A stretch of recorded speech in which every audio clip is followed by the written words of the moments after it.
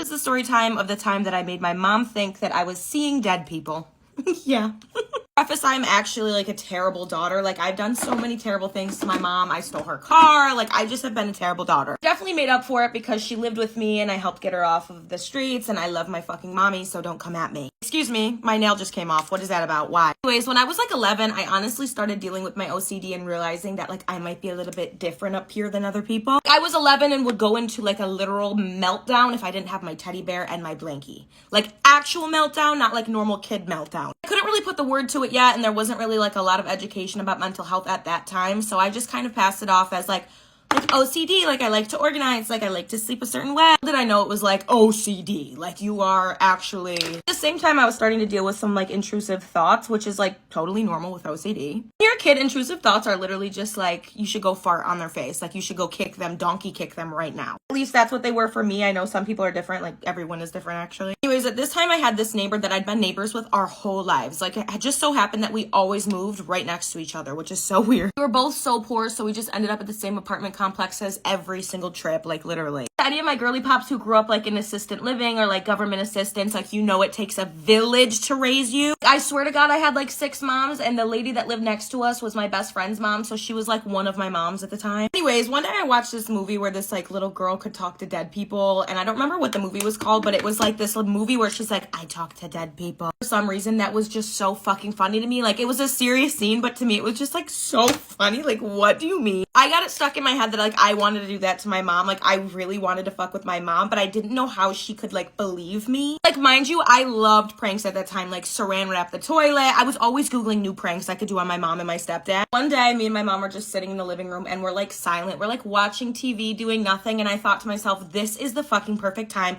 So I look at her and I say, out of nowhere, after silence, I say, Mommy, sometimes I hear things. I hear people talking. And she's like, what do you mean? Like, not really like rude like that. She's just like, what? And I was like, sometimes I hear people and I hear things that aren't there and I see things that aren't there. My poor mother just looks at me and is like, oh, well, we might need to go to therapy then for that. And I'm like, yeah. Obviously, at that time, I didn't know what schizophrenia was, and I didn't know that that type of stuff ran in our family. I just thought Miss Girl was gonna think I saw dead people. But no, she was really worried about my mental health. So like 2 days later, I go over to my friend's house, and I'm talking to his mom, and me and her always caught up like we were girlies. I was like, OMG, I have to tell you about the prank that I pulled on my mom, and she's like, what did you do? I was like, I convinced her that I talked to dead people, and she's like, oh my God. Says your mother came over yesterday freaking out because she was so worried about your mental state and thinking that you might be losing it a little bit, and she's terrified. I was like, great, so she's not gonna believe me when I tell her it's a prank. Part 2, I'm sorry. Part 2 of the story time of the time I convinced my mom that I was seeing and hearing dead people. My boobs look so weird in this like sports bra thing, sorry. Anyway, so at that point I'm like, OMG, it's gonna take so much convincing to like convince her that I'm not just embarrassed now. Like if I tell her I was joking, she's not gonna believe me. Also, I found it hilarious that like I knew she wasn't gonna believe me, so I was like, should I just play into it, Jessica? Like this is so funny. My mom's friend at the time was like, yeah, I'm gonna tell her that you came over and like told me the same thing that she told me and like see what she does. Like, but I'm gonna make sure she knows that you're meaning like you see dead people, not that you're like having mental health issues. By the way, if you're schizophrenic or have psychosis, I'm not judging you, babe. There's so many people in my family who have that. Like, I totally get it. But at the time, I was 11 years old and I thought it was so funny to fuck with my mom. My mom's friend tells her that I basically told her the exact same thing that I told my mother, and my mom is like, scared at that point. Now my mom thinks that I see dead people and that I'm like kind of losing it, or maybe that I'm a psychic and that there's dead people in our house. I'm just eating it up because I'm a Gemini and I love to stir the pot. Like we've gone over this. I love to fuck with people. Basically, like after I think it was like a week and a half, I was like, Mom, did you know that everything I said about seeing people was a lie and I was fucking with you the whole time? Obviously, I didn't say I was fucking with her because if I said the word fuck in front of my mother at the time, I would have probably gotten beat up. Actually beat up. My mom would just curse me out because she's like an older Italian lady, so you already know how that goes. Anyways, my mom's friend ended up backing me up and being like, yeah, she was fucking with you the whole time. So my mom just was like, cool, you're great. It was actually the same lady to first ever tell me that I was good at makeup, so my entire career is thanks to her. Thanks, Jessica. Love you guys. Bye.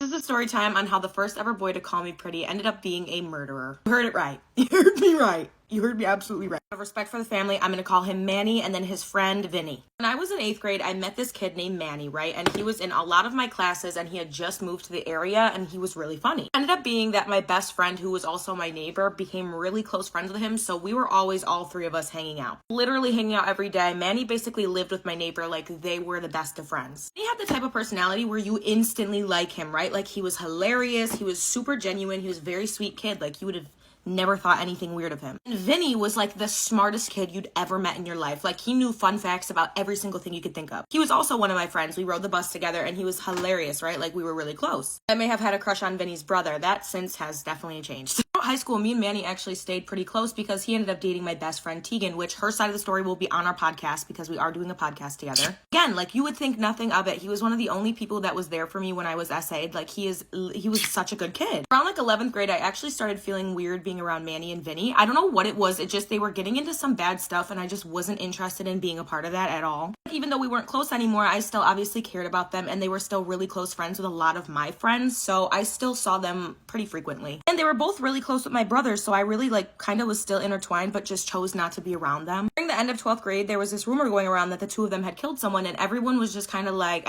everyone that heard the rumor at least, everyone was just like, yeah, right, they're too nice of kids. Like they would not let that happen. Like Vinny had a kid on the way and Manny had a girlfriend who was my best friend. Like they wouldn't risk everything and like do something terrible like that. Then on the day of graduation, we're all lined up, ready to go get our freaking diplomas. Like we're all excited. And out of nowhere, as if it was like out of a movie, we all got a notification on Twitter saying that Manny and Vinny had been arrested for murder. Like on the day of graduation, like we were all expecting them to be there to graduate. Like what? I remember just looking for my friend Tegan. We hadn't really been close at that time. And I remember just thinking like, OMG, like this has to be the worst thing to ever happen in your life. Basically, the story goes like this. Vinny had a brother who had a girlfriend who had a mother, right? The girlfriend decided she wanted to kill her mother and asked Vinny and Manny to do it for her and they would all split the life insurance. The night of the murders, they decided that they were going to suffocate her with a pillow, which is absolutely disgusting. Because it was a murder, the life insurance obviously wasn't going to be given out right away, and they ended up investigating it. Her girlfriend ended up feeling really guilty for killing her mom and felt scared that the boyfriend was going to kill her too, so she went to the cops. Pretty much just confessed everything that happened, and then they questioned Manny and Vinny, and Manny was the first one to start